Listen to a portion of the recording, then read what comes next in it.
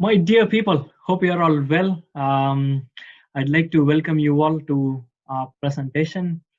Um, well, just like all of you, I really wanted to be there with you in Moscow to be able to attend your presentations face to face and to be able to interact with you all. To be able to look around Moscow and also to go to St. Petersburg, etc. Well, thanks to the virus, here we are. In this particular presentation, we'd be looking at some of the results from the research that we conducted last year, looking at the gender equality in the opportunities for conducting research, especially of the engineering academics in South India. Again, I'd like to welcome you all from our team, Maria, Alina, Mike, and Maria. In this presentation, I'd like to be looking at three different research questions. How are the opportunities for the male and female academics in conducting research? How do the higher education institutions and the policy makers draft the various policies that take into consideration the gender differences in being able to conduct research? And also the last one is how the cultural system on the whole influences the gender's opportunity in being able to continue. Looking at the Indian higher education system where this particular research is based, you see there have been several changes that has happened over the years in the higher education system. These include the massification of higher education, privatization of higher education, increased accountability and the quality assurance mechanisms have been put in place, decreased governmental funding, and also increased workload and the range of work that is expected from the academics to do. They have all increased. Well, these are all like some of the global changes that have happened in higher education systems throughout. But in India, as these graphs show, there's been a stark increase in the number of higher education institutions, number of degree granting universities, number of student enrollment, and as a consequence, number of academics as well.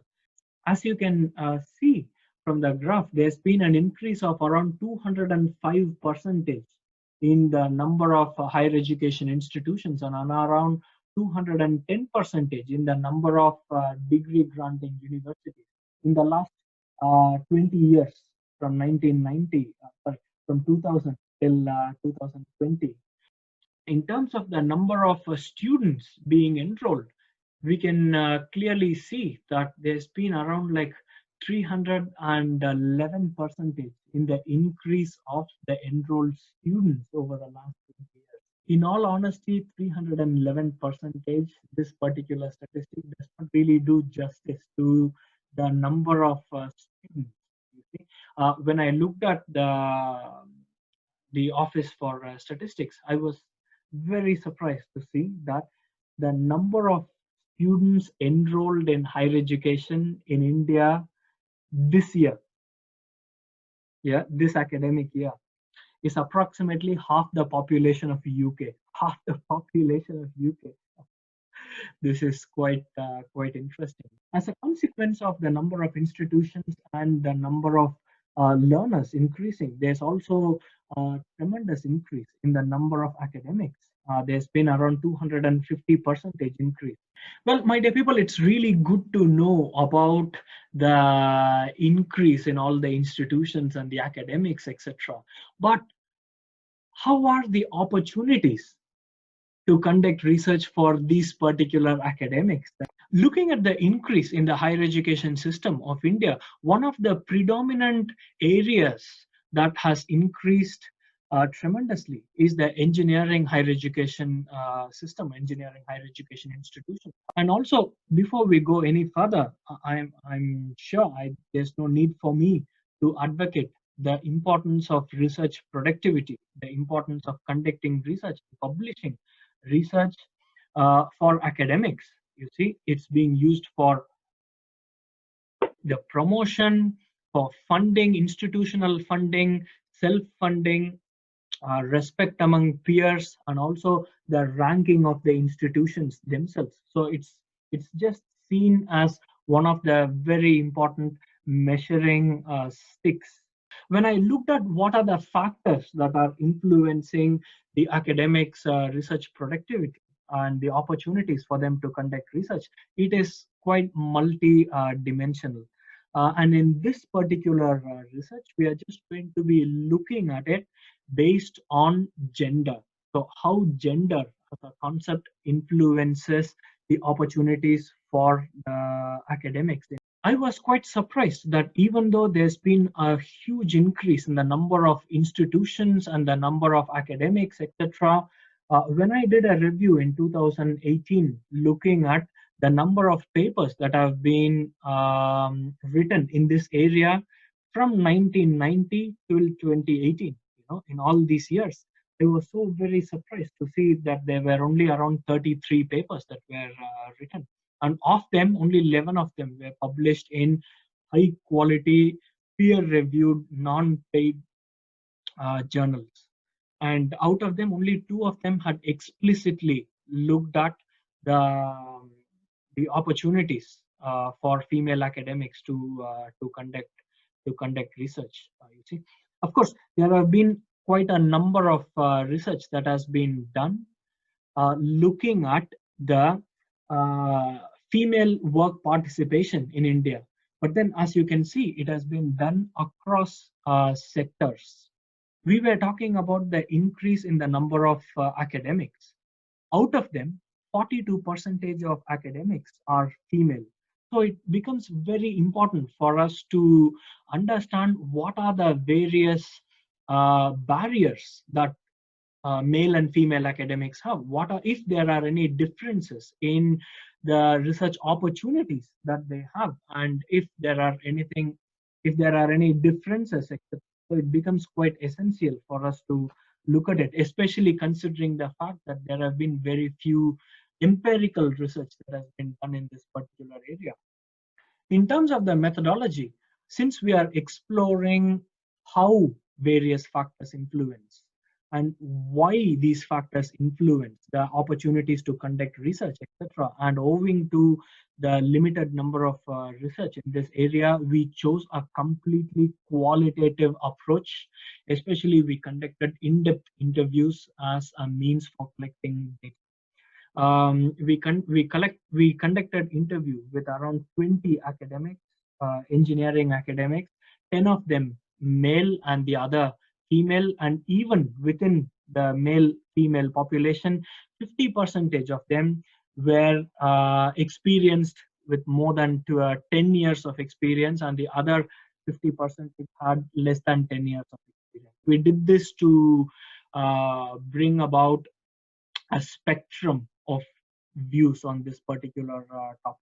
We used content analysis, as you can see, to analyze the data to identify themes. And well, let's get into the results, shall we? I've divided the results into three different sections. We'll be initially looking at the barriers faced by female academics in their research, in their opportunities to conduct research. So, okay, apart from the barriers, how is the current research productivity of the male and female academics, and some of the resilience mechanisms that the female academics use in conducting research? The initial results of this particular research can be shown clearly from this particular image that you can see, where it clearly shows that we were able to identify that female have more barriers in terms of conducting research than male academics, and female academics have less opportunities for conducting research than the male academics, and the vice versa for the male academics. They have more opportunities to conduct research and they had less barriers. So we were really interested in exploring what are the barriers that female academics have in terms of conducting research in My dear people, some of the barriers that female faced in terms of being able to conduct research, or the opportunities that the factors that limited their opportunities included elements such as the socio-cultural expectations that the society had from the female, the family-oriented issues, professional and institutional factors that limited their opportunities, the absence of specific policies to help the female academics, and also the career progression. So look here, it's going to be a really long presentation if we are going to be looking at them all separately. So what we'll do is I'll just combine the first two and the other three into two different sections. And if you are interested, you see, we can discuss this further through personal correspondence. Is that okay? In terms of the wider social and the cultural expectations that female had and that limited their opportunities, include some of the points, some of the themes that came out include the mobility and networking issues, marriage as an influencing factor, and just expanding on these, it was widely reported that female academics have less mobility and they had comparatively a lower networking than that of their male counterparts. The ability of the female academics to go out for data collection, to participate in academic conferences, networking events, and training sessions were comparatively limited. One more thing that came up was that if a male academic gets an opportunity to go and work or conduct research in a different city or a location, it is much more easier for them to do so compared to the female academic. You see, overall, this lack of physical movement and their lack of interactions with men outside their family circles and close academic circle further restricts their networking opportunities and their access to the network's informal knowledge and the social capital that their counterparts really enjoy. One of the other themes that came out was that the female academics, they always tried, or there was an expectation that they prioritized their family life more than their professional life. When the family feels that the research life or the professional life of female is eating into the family life, then the female academics, they face both active and passive sanctions. Another factor that emerged was the influence of marriage.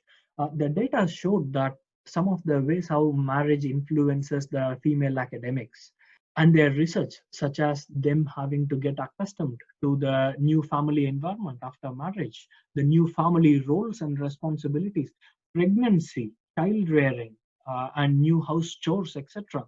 They all uh, tended to they all tend to limit their opportunities compared to male academics who get married. And also, the data suggested that even though things are changing in India, family duties, taking care of children, elderly care, etc., are still seen as something for the female to do compared to male. So that also eats into their research time. Another interesting thing is that women's employment and the income that they bring out of their employment to the family is only seen as a secondary source of income, whereas the man's income is seen to be the primary source. These were some of the points that just came out from the data. In terms of the professional and the institutional factors, I was quite surprised to see that there was a lot of passive harassment that was reported, which included the head of the research or the supervisor of the female academics calling them often to talk with them, wanting to talk with them, drooling in front of them, etc., which the female academics found to be quite difficult to deal with. And they were also reporting that the female academics felt that there was a glass ceiling above which, no matter how hard they tried, they were unable to cross, whereas for male academics, this particular glass ceiling was not there. The female academics commented that the institutions are really struggling to recruit students. So it's quite difficult for them to give the female academics maternity holiday. And so what they are requested to do is that they are asked to resign their post when they are pregnant, and then the institutions say that if there is a similar position available when you want to come back to work, we'll consider recruiting you. So this job insecurity is quite distressing.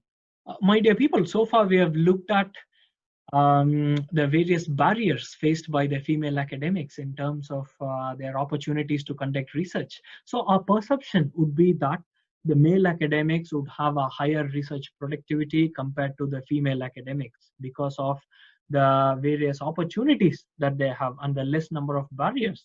In 2018, I conducted a quantitative research, and I was so very surprised to see, as you can, that there was no statistical difference in terms of the research conducted between male and female academics. It just showed that despite the disadvantages, women are able to be as research productive as their male counterparts. Well, how? So looking at the factors that are enabling the female academics to be research productive, again, we'll just look at just a few of them. We were able to see that once the strict gender roles that were prevalent a couple of decades ago in India are now getting more blurred. Earlier, it was only the husbands who were involved in paid employment, and female predominantly were housewife. Whereas today, when the wives are also going to work, the husbands, they usually try to help them and to share a few household chores. Another interesting thing that came out was the increase in the age of marriage for the female in India. Usually the norm is that men get married in their late 20s and female get married in their early 20s. But now it is changing. The families of female, they are ready to postpone the marriage so that their daughters can get a master's degree, so that they can go for an employment, so that they can finish their PhD, so that they can write a research paper, etc. So they are happy to wait until the female child is more stable professionally and in terms of education. This was not the case a few years ago, at least a decade or so ago. You see, this change in the parents' mindset has had quite a huge impact, I would say. It's not just supporting their female child's education and research, etc., but also it was evident that the parents, they really celebrated their daughter's academic success. You see, and exploring this further, we were able to understand that one of the main reasons why the parents did this was to give a certain amount of economic independence from the spouse. They saw education and employment as an insurance for their daughters if something went wrong in the marriage. Another very interesting thing that came out was the female's ability to focus and be very dedicated in their research work. This was commented by both male and female academics. One of the male academics commented that, well, you know what, if I sit down to conduct research, I'm always thinking, oh, let me call a friend, let me go have a cup of tea, etc. Whereas when a female academic, according to what they were saying, sits down to conduct research, they are much more focused and dedicated, and then they just try to finish their work, it seems. One of the major reasons, exploring this further, we were able to find was that the reasons for this was that female knew that they had much more work to do. They had more family duties. And they had more barriers, so they just wanted to utilize the time that they had in terms of making it more fruitful in research, etc. whereas men were just happy making jolly.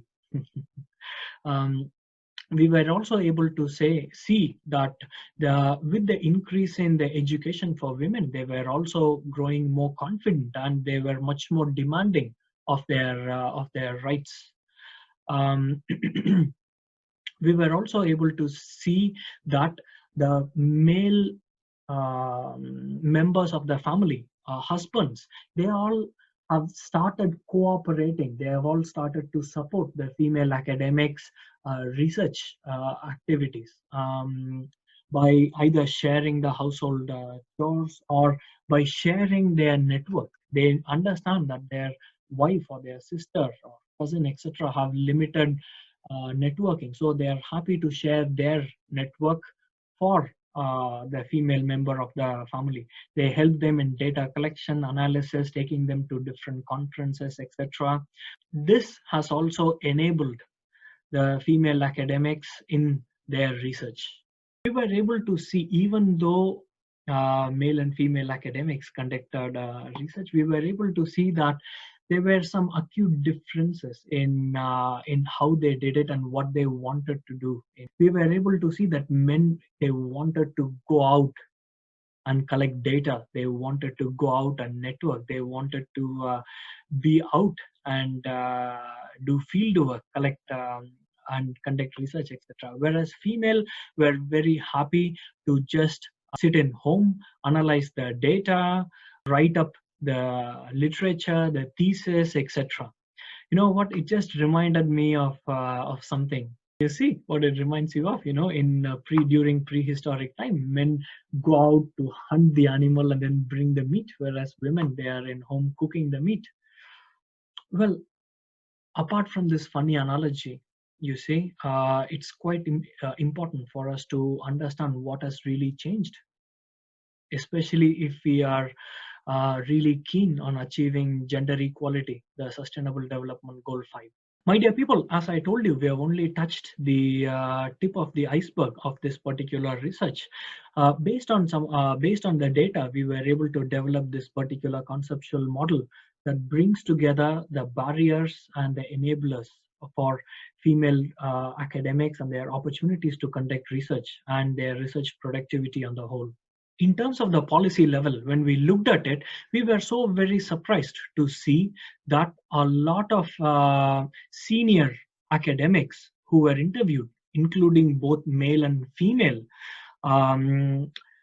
did not understand or did not have a hold about all the various barriers that female academics face. They were commenting that, well, both male and female are being paid the same. They both have the same workload, so they are expected to do the same research, etc. Whereas there was a stark lack of understanding in terms of the various barriers that they face, and there were no mechanisms that were put in place for the for increasing the female academics opportunities to conduct research. And these are the senior people. They are at the policy making level. My dear people, just to conclude the presentation, well, we were able to see that female academics faced more barriers compared to male academics, but then they had a considerable resolve and resilience in being able to overcome them. And a lot of changes that are happening in the socio-cultural system are also aiding that particular change. It would be really interesting to look at how the future recruitment policies, and especially that of the COVID-19 currently, its influences on the opportunities for the female academics to conduct research. It would also be very useful for the policymakers to start to consider the various socio-cultural factors that influence the female academics research. My dear people, thanks a lot, all of you, for spending your time to listen to our presentation. I've just given all our email IDs, so please do contact us, and we'd be very happy to answer your questions. Take care and all the best. Bravo. Bye.